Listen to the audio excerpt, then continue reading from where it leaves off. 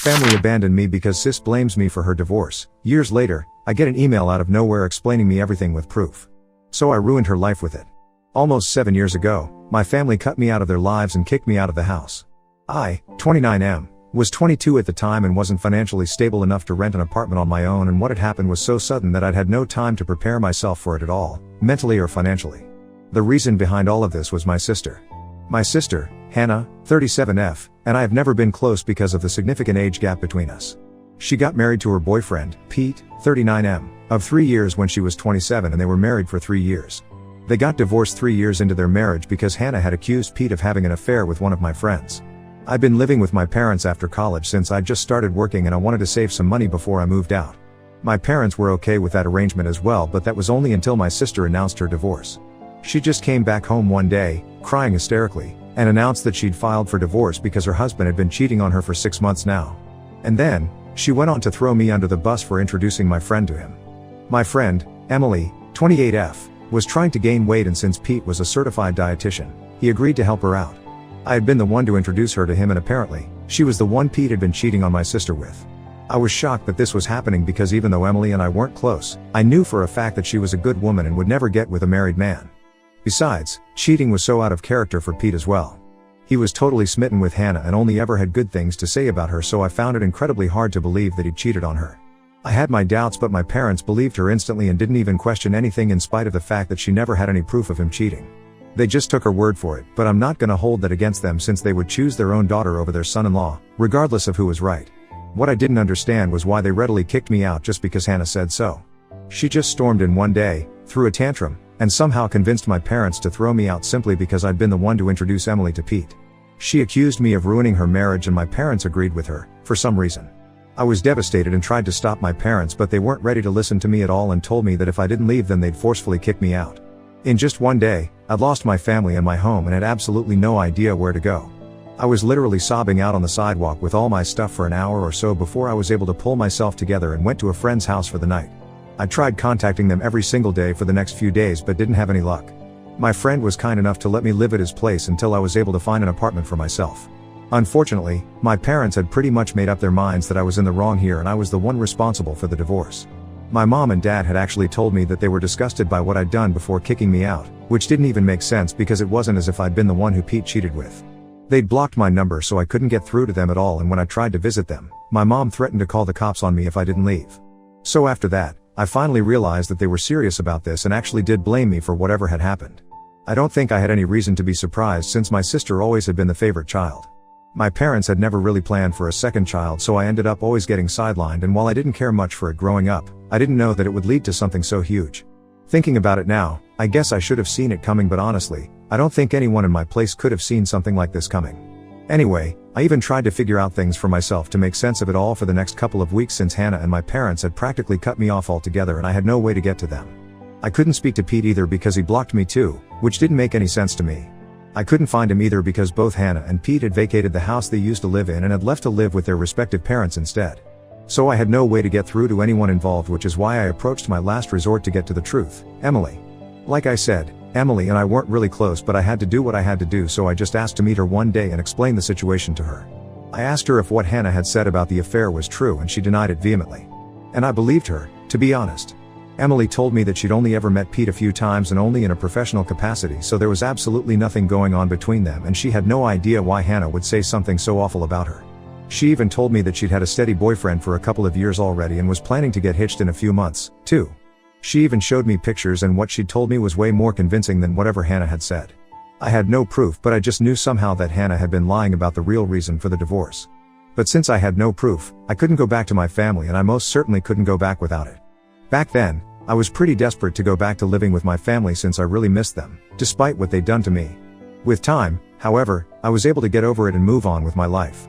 I managed to find a place and made my job the purpose of my life so that I'd have something to distract myself with. And I also had to pay the bills, so it was a better way of coping than just sitting around and being depressed since I didn't have any other option either. I was hurting a lot, but I knew I had to go on somehow, with or without my family's support. Years passed and now, I'm doing much better in life. I've moved from my tiny apartment to a much bigger one and even got engaged to my girlfriend of 2 years around a week ago. And our engagement post is what ended up being a game changer for me, because just a few days after that post, I received an email out of literally nowhere that not only explained the entire story of Hannah's divorce to me and gave me all the answers I needed, but also had proof attached. My fiancée, Liza, 30F, usually only posted us on Instagram, but the picture from our engagement made it to her Facebook feed as well, where she had a wider audience. It was a public post as well, and a lot of people saw it, including my ex-brother-in-law, Pete. He happened to be someone my fiancée had met at a seminar a few years back, since she was a doctor, and had ended up adding him on Facebook, which is how he found me. It really is a small world, and for the first time, I was glad about it. He reached out to me a few days after we posted, but instead of texting me on social media, he decided to send me an anonymous email. He explained later on that he did this just so that he wouldn't feel weird about what he was doing, since it had been several years since his divorce and he didn't want to seem like a sore loser who still hadn't managed to move on from what happened. Besides, he'd been the one to block me in the first place, so he felt weird and conscious about getting back in touch with me about something that happened so many years back. Coming to the contents of the email I received, it had the full story and proof of what had happened 7 years ago, and I couldn't believe my eyes when I went through it. So apparently, my sister had been the one cheating on Pete and not the other way around like she'd been telling us for so long. Not only was that a huge lie, but even more interesting was the fact that she'd been cheating on Pete with a friend of mine, just like she'd accused him. My friend Frank, 28M, was a cashier at the grocery store near Hannah's house back then, and I never would have made the connection myself, since I'd literally never seen them together. I guess they'd kept it well under wraps, but not enough for Pete to not find out. And when Hannah was confronted, she told Pete that it was all my fault because I'd been the one to introduce her to Frank, and had even told her about how he needed her help since he was an aspiring singer and she was a pretty good singer herself. She'd agreed to help him, and bam, they'd fallen in love before they knew it. She even said that I was in on IT and had helped them keep things under wraps for so long. Obviously, all of this was a complete lie, and I hadn't even known that Frank and Hannah had something going on. He was outraged when he found out and ended up blocking my entire family, which he admits now was kind of stupid on his part, but he was so angry that he hadn't given his actions much thought. Of course, he told me all of that in person, since the email itself was meant to be as impersonal as possible, as he didn't want it to be traced back to him, but I did figure it out. The proof that he'd attached were a bunch of screenshots of emails between my sister and Frank where they were discussing how easy it is to fool Pete, and were full of confessions of love and plans for where they were going to meet next. There was no way she could deny any of this, because she'd even signed off in the emails with her middle name, which not many people are aware of. I had her dead to rights. I figured out that it must have been Pete who'd sent me this email after I combed through Liza's Facebook friends, because my gut feeling told me that this definitely had something to do with social media, and when I was finally able to find Pete in her list, I got in touch with him. We decided to meet a few days ago, and he told me that he'd found out about what Hannah had told her family from Emily, who'd met him a couple of years back. I told her to keep my side of the story a secret, and I was kicking myself for it when I realized that if I hadn't said that, she probably would have told Pete about it, and I would have been able to prove my innocence ages ago.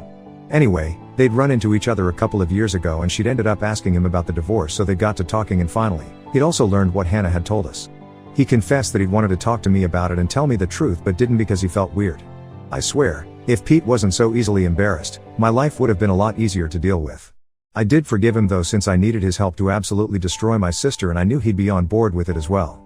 Hannah had definitely been lying to my parents so she'd have financial support during her divorce, and had even thrown me under the bus for good measure because she'd known that one conversation with Emily and I'd know the truth. I couldn't wrap my head around the fact that someone, especially someone who was related to me by blood, could be this selfish. I'm sure she'd never bothered to set the record straight either, and my parents had just lapped up whatever lies she'd been feeding them during her divorce. She'd known that if the truth about her being the cheater had been revealed to our parents, she would have been in big trouble, and she just couldn't risk that. Well, too bad, but it was finally out now, and I was going to use it to ruin her life just like she'd ruined mine all those years ago. I didn't know if my family lived in the same house since I hadn't visited them for 7 years, but as luck would have it, they hadn't moved. I confirmed with an old neighbor of mine before showing up, and was glad to learn that Hannah was still living with them as well.